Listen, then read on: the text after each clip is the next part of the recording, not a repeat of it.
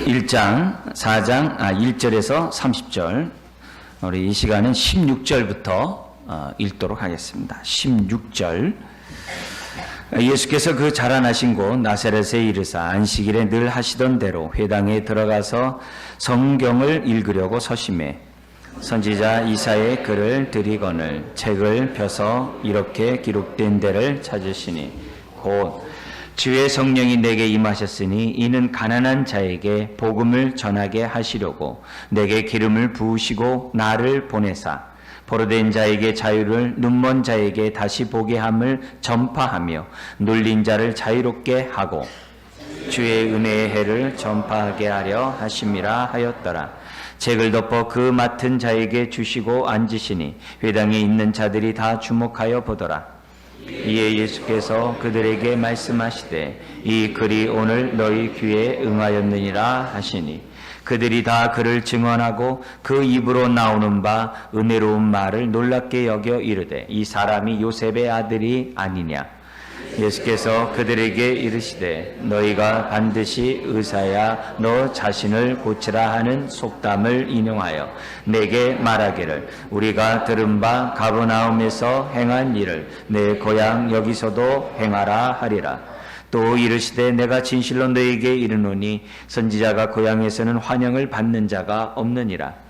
내가 참으로 너희에게 이르노니 엘리야 시대에 하늘이 3년 6개월간 닫히어 온 땅이 큰 흉년이 들었을 때 이스라엘에 많은 과부가 있었으되 엘리야가 그중 한 사람에게도 보내심을 받지 않고 오직 시돈 땅에 있는 사렙다의 한 과부에게 뿐이었으며 또 선지자 엘리사의 때 이스라엘에 많은 나병 환자가 있었으되 그 중에 한 사람도 깨끗함을 얻지 못하고 오직 수리아 사람 나아만 뿐이었느니라. 회당에 있는 자들이 이것을 듣고 다 크게 화가 나서 일어나 동네 밖으로 쫓아내어 그 동네가 건설된 산 낭떠러지까지 끌고 가서 미쳐 떨어뜨리고자 하되 같이요 예수께서 그들 가운데로 지나서 가시니라. 아멘. 오늘은 우리가 제자의 삶을 살아가는 데 있어서 반드시 통과해야 될, 우리 대학으로 말하면 이제 전공 필수라고 그래요. 반드시 그 과목을 이수해야지만 졸업이 됩니다. 그런 것처럼 우리가 하나님의 자녀로서 또 하나님을 우리 주님을 따라가는 제자로서 반드시 제자다운 삶을 살기 위해서는 반드시 통과해야 될 하나의 관문이 있습니다. 그것이 이제 시험과 배척이라는 과목입니다. 그래서 이런 과목은 상당히 무거운 주제입니다. 그러나 이런 얘기들을 미리 우리들이 듣고 있어야 여러 시험을 만날 때 이상하게 여기지 않게 되고 또 배척과 고난 같은 일들이 있을 때 두려워하지 않을 수 있습니다. 우리 여성분들은 출산의 고통이 크다는 거 여러분 잘 아시죠? 그죠?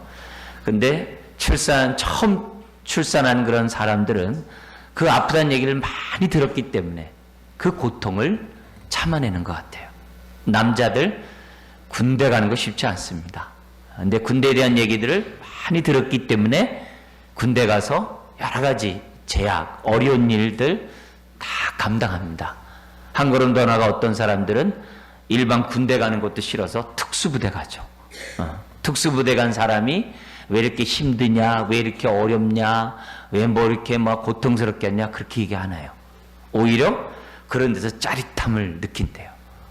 내가 이런 것들을 내가 견딜 수 있는 내가 대안에 남아구나 해가지고서 아주 특수 훈련들을 다 감당한다고 그래요. 만약에 미리 듣지 않고 군대를 간다고 한다면 어렵겠죠. 우리가 주님을 따라가는 저와 여러분들의 우리의 삶도 마찬가지입니다.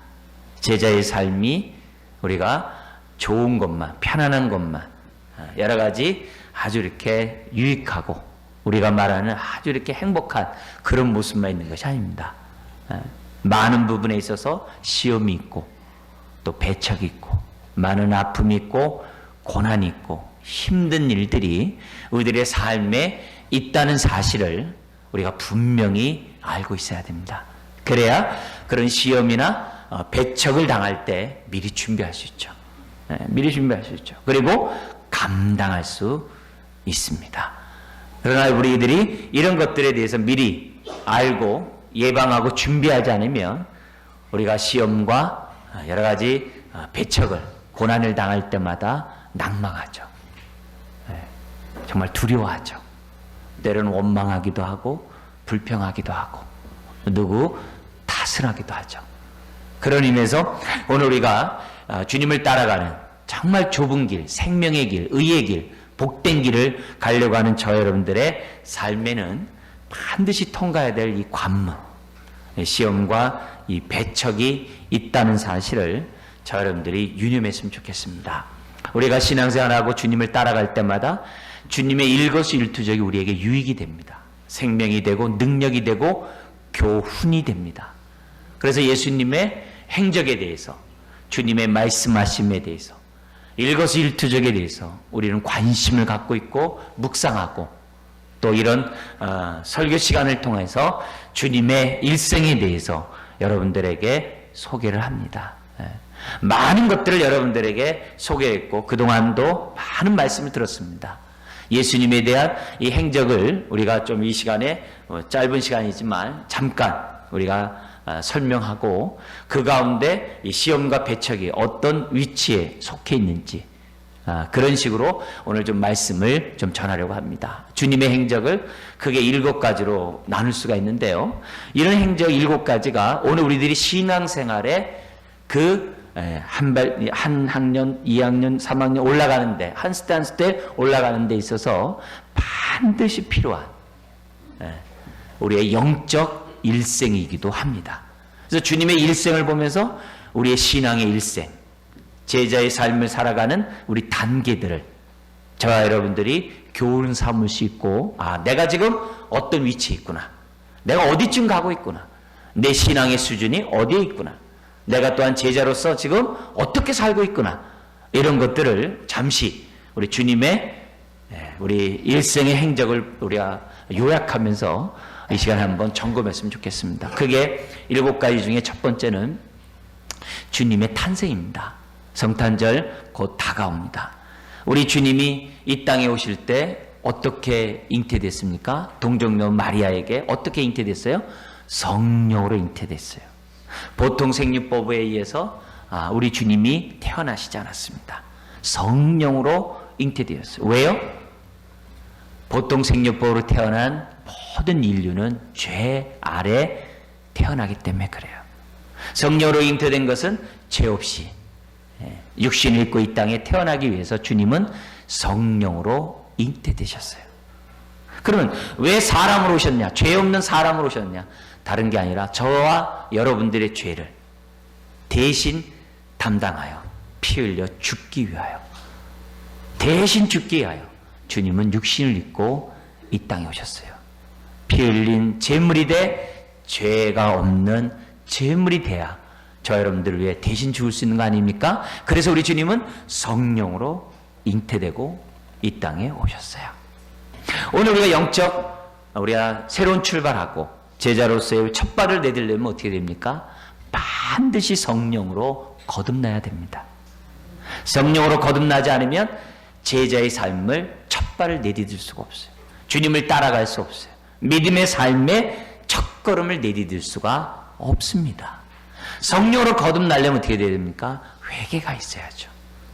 하나님 없이 내가 하나님 노릇하고 내가 재판장처럼 내가 옳은 것은 옳고 틀리면 틀리다라고 함부로 판단하고 정죄했던 하나님 노릇한 것을 내려놔야죠.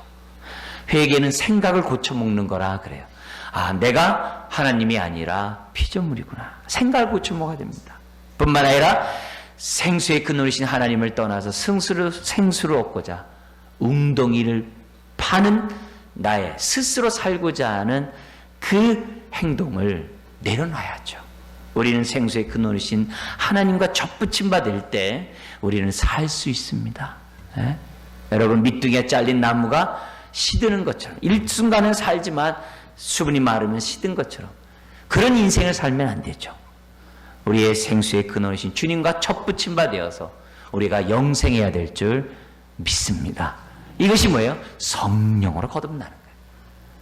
땅으로 태어나는 것이 아니라 하늘로부터 다시 태어나야 됩니다. 그 사람이 하나님의 자녀가 되고 제자로서의 삶을 첫 발을 내딜 수가 있습니다. 두 번째가 뭡니까? 주님은 공생의 삶, 다시 말하면 이제 본격적으로 하나님의 아들로 메시아로 회개하라 천국이 가까웠다라고 메시지를 전파하기 전에 30년이란 세월을 양육받으셨어요. 누구에게요? 요셉과 마리아로부터 양육과 훈련을 받았고, 더 나아가서는 랍비 주변 사람들로부터 율법의 교육을 받으셨어요. 그래서 누가복음 2장 52절에 보면 앞에 있는 말씀은 이렇게 되어 있습니다. 예수는 지혜와 키가 자라가며 하나님과 사람에게 더욱 사랑스러워 가시더라. 키만 자란 게 아닙니다. 몸집만 자란 게 아닙니다. 지혜도 자랐어요. 여러분, 우리는 겉사람과 속사람이 있죠. 겉사람은 건장할 수 있어요. 그러나 속사람은 영양실조에 걸릴 수도 있어요. 나의 나됨은, 나의 본래 나는 겉사람이 나가 아니라 내 영혼이 나입니다. 내 영혼이 죽어 있다면 나는 살았다 하나 죽은 자죠. 그러나 내 영혼이 살아있으면 남들이 뭐라고 하더라도, 심지어 죽었다라고 얘기한다 할지라도 나는 산 자인 줄 믿습니다. 그런 의미에서 우리는 어떻게 돼요? 키만 자라는 게 아니라, 나이만 먹는 게 아니라 지혜가 자라가야 될 줄 믿습니다. 이게 중요해요. 어느 정도 주님이 지혜가 자라느냐. 하루는 부모를 따라서 예루살렘에 예배를 드리러 올라갑니다. 절기를 지키러 올라갑니다. 그래서 친구들과 같이 있다가 다시 북쪽의 갈릴리로 한 3일길 정도 된다고 그래요. 그 북쪽의 갈릴리로 돌아가는데 하루가 지나서 보니까 예수님의 어린 예수님이 보이지 않는 거예요. 아가를 찾았는데, 아이를 찾았는데 없는 거예요. 물어보니까 예루살렘에서 예수님을 만났는데 뭐하고 있었다고 그래요? 랍비 앞에서 말씀을 듣고 있고, 들을 뿐만 아니라 질문도 하고, 또 랍비가 질문한 것에 대해서 답변을 하는데 주변에 있는 사람이 놀랐더라 했어요. 우리 주님은 키만 자라는 게 아니라 지혜가 자람으로 정말 나중에 정말 때가 되매 쓰임받을 때 하나님의 말씀에 능통하셨던 것을 보게 됩니다. 그렇기 때문에 우리가 거듭난 저와 여러분들이 주님을 쫓아가는 제자의 삶을 살아가려면 반드시 양육과 훈련을 받아야 됩니다. 특별히 어디 안에서요? 영적인 가족인 교회 안에서, 그리고 소그룹 안에서 반드시 양육과 훈련을 받아야 됩니다. 제자는 훈련받지 않으면 될 수가 없어요. 제자는 태어나는 것이 아니라 훈련으로 되어지는 줄 믿습니다. 그래서 계속 양육과 훈련을 받아야 돼요. 그래야 제자로서 우리들이 나아갈 수 있어요. 군대도 가면은 훈련소에 가서요, 사주교육을 의무적으로 받아요. 그래야 군대 생활을 할 수 있어요. 제자의 삶도 마찬가지예요. 반드시 양육과 훈련을 받으셔야 됩니다. 세 번째, 우리 주님은 뭐 하셨습니까? 세례를 받으셨어요. 세례를 받았어요. 세례를 받자 하늘문을 열리면서 성령님이 내려오셨어요. 왜요? 앞으로 성령으로 사역하라고. 앞으로 성령에 의해서 하나님의 뜻을 이루라고. 너의 힘이 아니라 하늘의 능력을 덧입으면서 사역을 감당하라고. 십자가를 짊어지라고 성령님을 부어주셨어요. 그뿐만 아니라 예수님이 행하시는 그 모든 일에 대한 하나님이 세례와 함께 말씀하셨어요. 뭐라고 말씀하셨다고 그랬죠? 너는 내 사랑하는 자요, 내 기뻐하는 자라. 할렐루야. 여러분, 사랑하는 자는 뭐예요? 하나님의 자녀이기 때문에 당연히 사랑하시겠죠. 근데 그 다음 말이 놀랍죠? 내가 너를 기뻐한다 그랬어요. 이 기뻐한다는 얘기는 뭐예요? 주님이 하나님의 뜻을 이루기 위하여 육신을 입고 이 땅에 오시고 인류의 죄를 대신 짊어지기 위하여 십자가의 길을 가는 그 모든 길에 대해서 우리 하나님이 뭐 하셨다는 거예요? 기뻐하셨다 이 말이에요. 예수님의 사역 전체를 기뻐하셨다. 그래서 우리는 세 번째로 우리가 제자의 삶을 살아가려면 반드시 세례를 받아야 되는데요. 이 세례는 두 가지 의미가 있어요. 하나는 죄 씻음에 대한, 죄 사함에 대한, 깨끗함에 대한 어떻게 돼요? 예식이 세례입니다. 근데 세례는 우리 죄 씻음만 있는 게 아니에요. 또 하나가 있어요. 뭐냐면 연합, 주님과 하나됨이 세례의 목적이에요. 그래서 이 세례는 내가 옛사람, 이제 내가 내 마음 하나님 노릇하면서 내 뜻대로 사는 것을 벗어버리고 이제는 하나님의 뜻대로 새 사람을 덧입으면서 영혼의 중심이 되어서 내가 살겠습니다. 이렇게 작정하는 것이 세례예요. 근데 이 세례는 우리가 물론 단 일생에 한 번 받습니다. 그렇지만 그 세례의 정신은 매 순간 계속됩니다. 날마다 예배를 드릴 때마다 옛사람을 회개하고 성령에 의하여 새 사람을 덧입는 겁니다. 그래서 날마다 나는 죽노라. 왜? 날마다 새 사람으로 거듭나기 위해서. 그게 우리가 뭐냐면 세례의 의미예요. 그런 의미에서 저나 여러분들이 어떻게 돼요? 반드시 주님과 연합된 삶을 살아야 돼요. 그것이 세례가 우리들에게 주는 하나님의 뜻입니다. 근데 이 세례를 받음으로써 저나 여러분들 어떻게 돼요? 연합된 삶을 사는 거죠. 이제는 내가 사는 것이 아니라 내 속에 있는 누가 사는 거예요? 예수님이 사는 거다. 그러셨어요. 근데 예수님이 내 안에서 나를 정말 이렇게 주도하시면서 나를 갖다가 이끌어가면서 나를 이렇게 살아가시는데 우리는 어떻게 돼요? 순종하는 거죠. 우리 입장에서 뭐예요? 하나님 뜻대로 살겠습니다. 근데 사는데 그냥 사는 게 아니라 예수님처럼 뭘 받아야 돼요? 성령의 기름 부음을 받아야죠. 그래야 성령으로 우리들이 제자의 삶을 살 수 있고 성령으로 봉사할 수 있고 성령에 의해서 우리가 은사에 따라서 섬길 수 있죠. 근데 우리가 이렇게 섬길 때마다 항상 잊지 말아야 될 주의 음성, 하나님의 음성 뭐예요? 아무개야 내가 너를 사랑한다. 내가 너를 기뻐한다. 우리가 정말 주님과 연합되어서 제자의 삶, 주님 가신 그 길을 가는 그것을 하나님이 기뻐한다라고 하는 확신이 있어야죠. 신앙생활을 해야 되는 확신이 있어야 신앙생활을 하죠. 그것이 우리가 제자의 삶을 살아가는 저와 여러분들이 반드시 가져야 될 세 번째 길입니다. 여러분, 이제는 내가 사는 것이 아니라 내 속에 있는 주님이 산다라고 고백하셨습니까? 이제는 내 뜻대로 사는 게 아니라 하나님 뜻대로 살기 원해요 라고 고백하셨습니까? 그거 없이 제자의 삶을 살 수 없어요. 주님과 함께 좁은 길 갈 수 없어요. 자기 십자가를 지고 주님의 뜻대로 살아갈 수 없어요. 자기를 부인하지 않고는 옛사람을 덧입지 않고는 절대로 제자다운 삶을 살 수 없어요. 그 다음에 네 번째가 뭡니까? 세례를 받을 뿐만 아니라 오늘 우리가 본문입니다. 오늘 이 본문은 자세히 이렇게 설명하지 않고 주된 주제만 여러분들이 설명하려고 해요. 여러분 4장에 나와 있는 주님이 세례와 함께 나타난 첫 번째 우리 주님이 하신 게 뭐냐? 성령 충만한 가운데 시험을 받으셨어요. 시험을 받으러 자발적으로 광야로 나오셨어요. 자발적으로. 우리와 다르죠. 우리는 좀 안 받으려고 하고 우리는 좀 수동적으로 나가려고 하는데 주님은 적극적으로 받으러 갔어요. 왜요? 이 시험하는 이 마귀에 의해서 첫사람 아담이 졌어요. 진자는 이긴 자의 종이 될 수밖에 없어요. 그래서 아담의 모든 영광을 다 빼앗겼어요. 그 빼앗겼던 그 모든 영광을 우리 주님이 다 뺏어오고 누구에게 주려고요?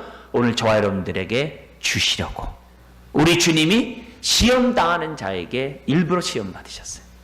그래서 그 시험을 이김으로 마귀의 이빨을 다 뽑아버렸어요.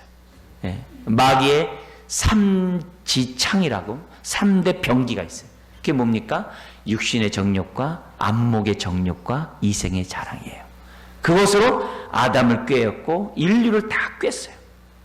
그 삼지창을 가지고 예수님을 공격했죠. 돌 가지고 떡을 만들어 먹어라. 육신의 정욕. 세상 영광을 보여주면서 나에게 절하면 다 주리라. 안목의 정령. 네가 성전에서 뛰어내리면 천사가 너를 받듬으로 사람들이 너를 인정하고 존경하고 따를 거 아니냐. 이 생의 자랑. 근데 주님은 다 거절했어요. 세상 영광 다 거절했어요. 다 거절했어요.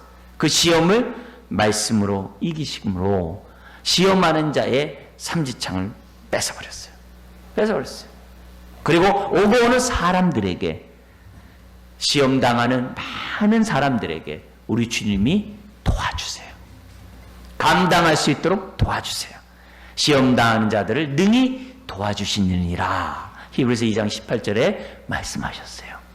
네? 왜? 그래야 그 다음 시험을 이겨야 비로소 우리들이 어떻게 돼요? 제자의 삶을 살아갈 수 있기 때문이죠. 네? 그뿐만 아니라 바로 그 시험을 이기자 비로소 거기서 우리 주님은 두루다니면서 하나님의 나라의 복음을 전하셨다 그래요. 근데 그 전한 그 사건과 아울러 16절부터 30절은 뭡니까? 배척을 받는 거예요. 주님이 전한 말씀이 잘못된 말씀입니까? 아니죠. 18절 19절 복음 중에 복음, 정말 주님이 이 땅에 오셔서 전한 말씀, 이 땅에서 우리에게 해주고자 하신 그 말씀이 18절 19절에 있죠. 그죠? 왜 우리 주님이 이 땅에 오셨습니까? 포로된 자에게 자유를, 눈먼 자에게 다시 보게 함을, 눌린 자에게 자유롭게 하고 주의 은혜의 해를 전파하기 위해서 주님이 오셨어요. 생명의 말씀, 은혜의 말씀, 축복된 말씀을 전하러 오셨어요. 근데 이런 말씀을 전한 그 당시, 그것도 자기 동네 나사렛, 그 동네의 사람들이 예수님의 말씀을 받아들였냐? 아니에요. 너희 아버지는 요셉이 아니냐? 네가 어디 와서 이렇게 이런 막말을 하느냐고 배척해요. 배척할 뿐만이 아니라 어떻게 됩니까? 낭떠러지게 떨어뜨리려고 예수를 끌고 갔던 것을 보게 됩니다. 여러분, 우리 사실 첫 번째 사건, 시험 사건과 이 배척 사건의 요 사이에는 1년이라는 기간이 있습니다. 다른 복음서에는 1년의 사역이 다 기록되어 있어요. 근데 누가는 시험과 배척을 붙여버렸어요. 왜 그래요? 제자의 삶을 살아가는 저와 여러분들에게 있어서 시험과 배척은 기본이기 때문에 그래요. 우리 주님이 사역을 감당하는 데 있어서 이 시험과 배척을 능히 이기셨고, 그리고 그때부터 본격적으로 하나님의 말씀을 능력 있게 전했던 걸 봐요. 또한 이기셨기 때문에 어떤 시험도 이겨요? 십자가의 시험도 이기신 줄 믿습니다. 그 시험이 가볍습니까? 쉽습니까? 아니죠. 우리 예수님도 뭐라 했어요? 할 수만 있으면 이 십자가가 내게서 지나가게 해달라고 기도까지 하셨어요. 이 잔을 피하고 싶었다 그랬어요. 그렇지만 나의 원대로 마옵시고 하나님의 원대로 되기를 원한다고 하면서 십자가를 지심으로 십자가의 시험을 이기신 줄 믿습니다. 그러기에 우리가 자유함을 받았고, 그러기에 우리에게 구원이 있는 거죠. 마찬가지입니다. 오늘 제자의 삶을 살아가는 저와 여러분들에게서도 반드시 넘어야 될 것이 시험과 고난입니다. 주님이 당하셨다면 하물며 우리를 피하겠습니까? 그러나 두려울 것이 없습니다. 왜요? 능히 주님이 도와주신다고 약속하셨기 때문입니다. 그리고 이 시험과 이 배척이 끝이 아니에요. 왜냐하면 주님의 행적을 보면 뭐가 있어요? 부활이 있죠. 할렐루야. 그래서 우리가 이 시험과 배척은 나중에 좀 더 제가 띄어서 더 말씀드리도록 하고요. 다섯 번째로 우리 주님은 부활하셨어요. 부활은 뭘 증명합니까? 예수님이 생명의 주님인 것을 증명해요. 예수님이 죄가 없으신 분임을 증명해요. 또한 우리 죄를 위해 대신 짊어진 그 주님의 그 십자가의 죽음이 사실이었다는 것을, 진리였다는 것을 증명하는 것이 부활이에요. 그래서 부활을 통해서 주님이 말씀하신 것이 진리였구나. 내가 주님을 내가 믿어야지. 그런 고백을 저와 여러분들이 하게 되는 거죠. 자, 근데 오늘 제자의 삶을 살아가는 저와 여러분들에게 있어서 중요한 것이 뭐냐? 바로 이 부활의 믿음이에요. 나는 주님과 함께, 나는 어떻게 돼요? 부활했다는 거죠. 근데 장차 우리가 어떻게 돼요? 육체 부활을 주의 재림과 함께 있습니다. 근데 성경은 장차 부활을 얘기하는 게 아니라 무슨 얘기를 하냐면 예수 그리스도를 믿는 순간에 부활했다고 그래요.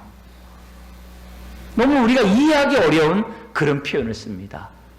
그런 표현을 써요. 그렇지만 우리는 어떻게 돼요? 다 이해할 수는 없지만 우리가 믿음으로 받아들이죠. 그래서 우리가 1차적으로는 영의 부활이라고 그러죠. 예수 그리스도를 믿는 순간에 허물과 죄로 죽었던 우리의 영이 다시 살아나요. 영적인 부활이죠. 그러나 재림과 함께 우리의 육체가 부활할 줄 믿습니다. 네? 그래서 믿음이 뭡니까? 주님과 함께 죽고 주님과 함께 부활한 것을 믿는 것이 믿음이에요. 주님의 죽음은 우리의 죄를 위함이고 주님의 부활은 우리의 의라는 것은 무죄를 선언하는 거예요. 의를 위함이라고 성경은 우리에게 말씀해요. 그래서 믿는 사람은 우리 하나님이 하늘 법정에서 선언해요. 너는 의인이다. 즉 너는 무죄다 라고 법적인 선언을 우리에게 해요. 그 법적인 선언이 얼마나 영광스럽고 은혜로운지 저조차도 잘 깨닫지 못해요. 우리 성도들이 너무나도 미흡하게 깨달아요.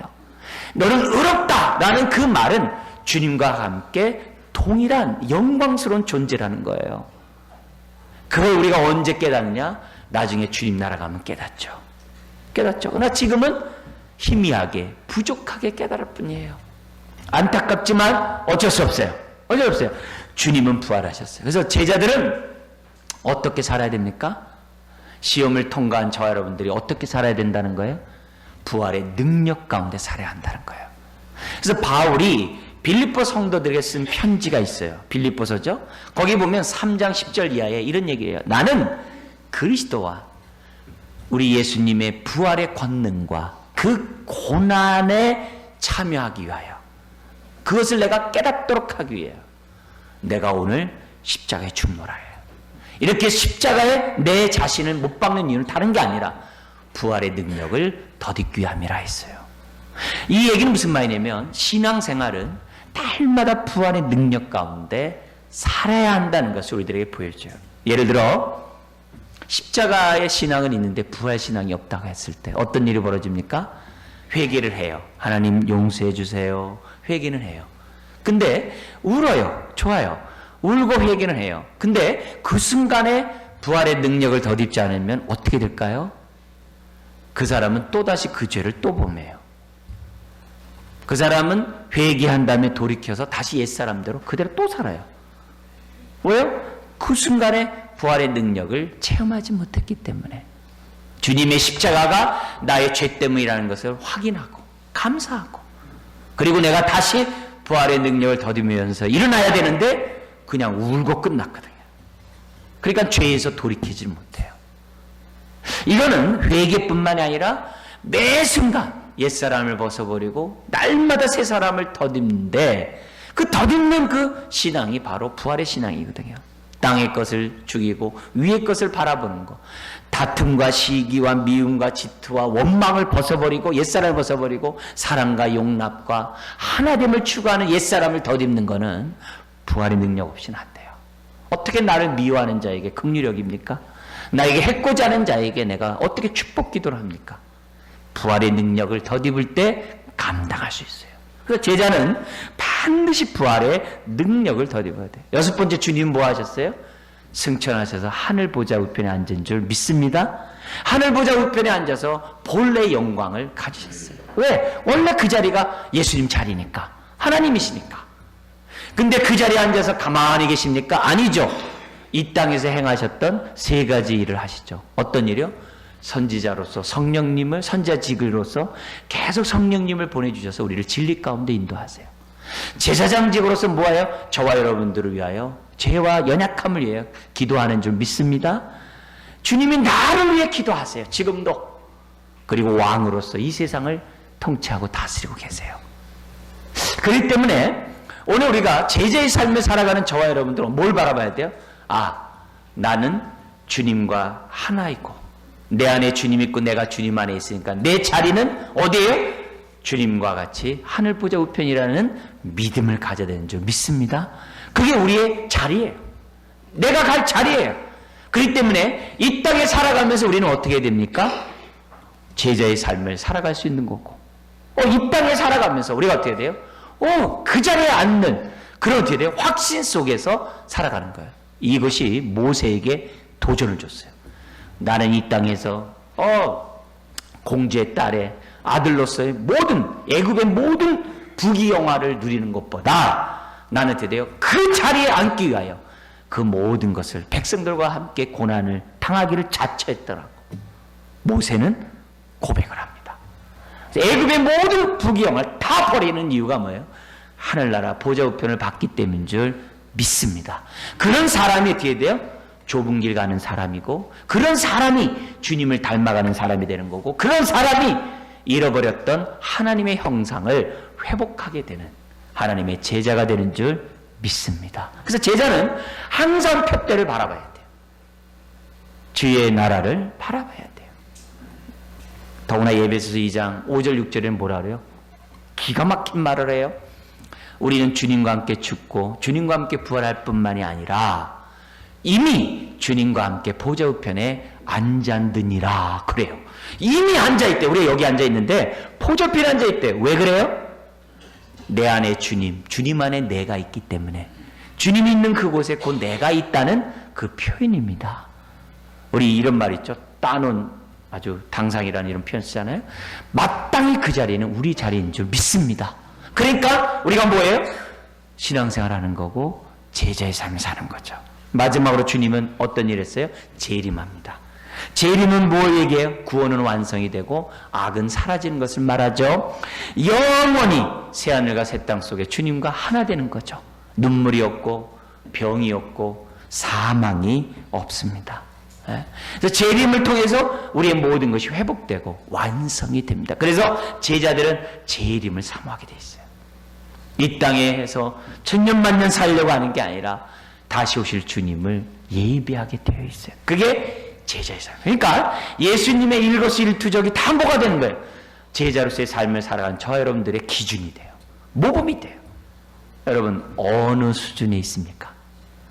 어디에 있습니까? 첫 단계 성령으로 거듭났습니까? 여러분 양육을 받고 있습니까? 나는 주님과 한 몸으로서 성령 안에서 내 몸을 드리기를 힘쓰고 있습니까?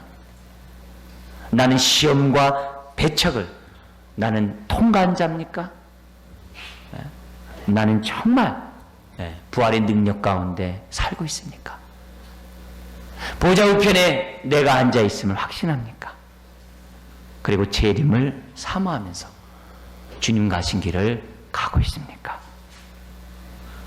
또 내가 어떻게 앞으로 신앙생활해야 될지 그 길을 저나 여러분들이 보셔야 됩니다. 하나님 내가 지금 어디에 위치해 있으니까 어디를 가게 해 주십시오.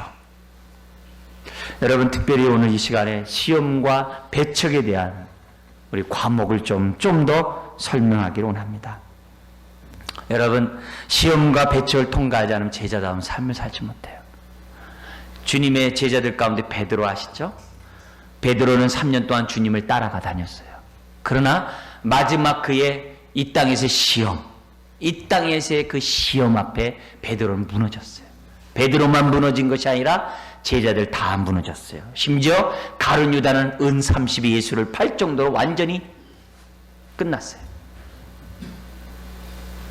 우리 주님은 베드로에게 얘기했습니다. 시험 당할 것을 준비하라고. 누누이 얘기했습니다. 심지어는 3번씩이나 내가 십자가에 죽을 것이다. 그러나 3일 만에 부활할 것이다. 그런데 베드로가 뭐라고 그럽니까? 부활한다는 말은 듣지도 않아요. 주님이 3번씩이나 죽겠다라고 얘기하니까 베드로가 화가 났나 봐요. 주님, 그런 일 절대로 일어나지 않습니다. 우리가 있습니다. 우리가 보호해 주겠습니다. 그런 거예요. 그러자 우리 예수님이 베드로에게 뭐라고 했어요? 사탄아 물러가라. 사랑하는 제자에게. 너는 하나님의 일은 생각지 아니하고 도리어 사람의 일을 생각하는도다.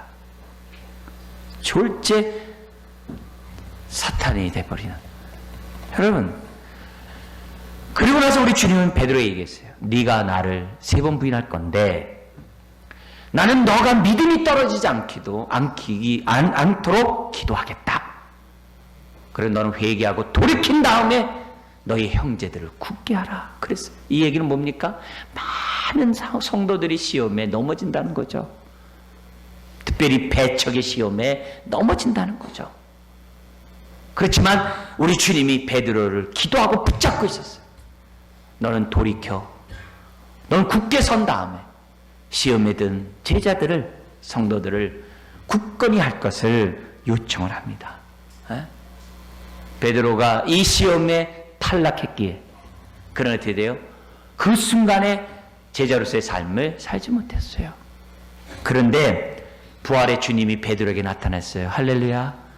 그리고 베드로의 마음을 어루만져 주셨어요. 그리고 베드로는 정말 하나님 앞에 회개를 하고 그 회개한 베드로에게 다시 사명, 제자로서의 삶을 살도록 말씀하셨어요. 자, 근데 시험과 배척을 통과한 베드로를 비롯한 제자들이 그 다음 어떻게 됐습니까? 부활의 주님을 만나고 성령의 능력 가운데 그들이 사니까 어떻게 됐어요? 그 어떤 시험도 두려워하지 않았어요. 이상하게 생각하지도 않았어요. 무서워하지도 않았어요. 낙심하지도 않았어요. 오히려 예수님 때문에 핍박받는 것을 뭐 했다고 그래요? 기뻐했다 그랬어요. 그리고 베드로 전서의 서신을 보면 고난당하고 있는 성도들에게 편지를 썼는데 그 편지를 쓴 그 첫 번째 내용이 뭡니까? 고난당하는 사람들에게 찬송하리로다 이렇게 얘기해요. 현재 당하는 고난은 아주 경한 것이고 아주 약한 것이다. 오히려 고난은 복이고 고난을 이상하게 여기지 말고 고난을 통하여 너는 연단받으라고 베드로 사도는 사람들에게 편지를 썼던 거예요. 그가 그렇게 변할 수 있었던 것은 뭡니까? 바로 이 시험과 이 배척에서 비록 자기는 실패했지만 회개하고 부활의 능력과 성령을 덧입자 놀랍게 역사한 줄 믿습니다. 여러분, 제자의 삶은 반드시 시험과 배척이 있어요. 여러분, 밝은 면만, 좋은 면만 생각하지 마세요. 고난, 어두운 면이 있어요. 여러분, 예수님은 복에 대해서 우리들에게 많이 말씀하셨어요. 왜냐하면 복 주기를 원하신 분이니까. 할렐루야. 복 주기 원하세요. 팔복도 뭡니까? 심령이 가난한 자는 복이 있나니 천국이 저희 것이면서 복에 대해 쫙 얘기해요. 근데 그 복 속에 핍박이 있어요. 근데 그때 사용한 이 복이라는 이 단어가 어떤 단어를 그 당시 차용했느냐? 복이 또 다르실 때 그 복이 그 당시 그리스 사람들이, 헬라 사람들이 사용한 단어를 갖고 왔는데, 많은 단어 가운데 단어를 갖고 왔는데 그 복이라는 단어가 어떤 단어냐면 환경이나 여건이나 그 어떤 상황에서도 흔들리지 않고 영향을 받지 않는 상태, 그게 복이라고 했어요. 그래서 그 복을 갖다 누구에게 썼느냐? 왕과 같은 사람. 왕과 같은 사람은 누구 영향 안 받잖아요. 그리고 뭐야? 아주 거부들. 누구 영향 안 받죠? 돈이 많으니까. 또 한 사람이 있었어요. 무덤에 있는 사람. 잠자는 자가 복되다라고 그 당시 썼다는 거예요. 그러면 그 얘기가 우리 기독교로 들어오면서 우리 주님이 사용하셨어요. 복이 뭡니까? 고난 앞에서도 흔들리지 않고 시험 앞에서도 흔들리지 않고 그 어떤 영향도 받지 않고 감정에 의해서도 영향받지 않고 어려운 일이라고 해서 흔들리지 않고 내가 고난의 길을 간다고 하더라도 끄떡하지 않는 그 상태, 그 믿음, 그게 바로 뭐예요? 복된 인생이라는 거죠. 그게 복 있는 자예요. 우리는 얼마나 크고 작은 일에 흔들립니까? 질병 앞에 흔들리고 아픔 앞에 흔들리고 많은 일에 괴로워하며 우리는 얼마나 흔들리는지 몰라요. 여러분, 우리도 주님의 제자들처럼 통과해야 됩니다. 통과할 때 비로소 쓰임을 받을 수 있어요. 통과할 때 비로소 제자다운 삶을 첫 발을 내디딜 수 있다는 사실을 저와 여러분들이 기억해야 합니다. 마귀는 시시한 사람 안 건드려요. 그건 졸갱이, 자기 졸갱이 귀신, 그 조물아기들한테 맡겨요. 누구에게 공격할까요? 예수님과 같은 성령 충만한 사람을 공격해요. 근데 예수님을 잘못 공격해서 자기 이빨 다 빠졌지만, 그럼 어떻게 돼요? 오늘 하나님 뜻대로 살기 원하고 제자의 삶을 살기 원하고 성령 충만한 삶을 살기를 원하는 성도들을 집중 공격해요. 왜요? 예수님 한 분의 순종 때문에 우리가 의롭다함 받았잖아요. 우리가 구원을 경험했잖아요. 여러분, 주님의 제자 한 사람 때문에 정말 세상에 선교가 이루어졌잖아요. 바울 한 사람 때문에. 여러분 한 사람 때문에 여러분의 가정이 복을 받고, 여러분의 직장이 복을 받고, 여러분의 이웃이 복을 받는다고 하니 마귀는 어떻게 돼요? 여러분을 공격하죠. 어떤 여러분이요? 잠자는 성도 말고 성령 충만한 성도를 공격하죠. 열심히 하나님 뜻대로 살고자 하는 사람, 은혜를 체험한 사람, 막 은혜를 체험한 사람 무차별 공격하죠. 여러분 그때마다 뭐예요? 아, 내가 훈련학교 왔구나. 가볍게 여기셔야 돼요. 이상하게 여기거나 두려워하거나 무서워하거나 여러분 당황하면 안 돼요. 그 순간에 아, 그래, 이거는 내가 반드시 통과해야 될 과정이야. 훈련소를 통과해야 군인이 되듯이 내가 이것을 통과해야 제자가 돼. 그 어떤 상황에서도 우리가 흔들리지 말고 복된 하나님의 자녀로서의 모습을 갖춰야 될 줄 믿습니다. 사랑하는 성도 여러분, 제자가 되는 훈련 과목의 삶 속에 이 시험과 유혹, 배척과 고난이 반드시 있습니다. 그때마다 부활을 바라보십시오. 부활의 능력을 붙잡으십시오. 예수님의 그 모습을 보면 돼요. 부활의 능력을 보셔야 돼요. 뿐만이 아니라 어떻게 돼요? 영광스러운 그 보좌를 보셔야 됩니다. 내 자리가 그 자리인데 그 자리에 앉게 부끄럽지 않는 내가 되도록 그 자리를 보면서 그 자리에 걸맞는 행동을 해야 됩니다. 그리고 재림과 함께 모든 고난은 끝납니다. 모든 시험과 배척에는 끝이 있음을 알고 잘 인내함으로 열매를 맺는 저 여러분 되시기를 주의 이름으로 축원드립니다. 기도하겠습니다. 하나님 아버지,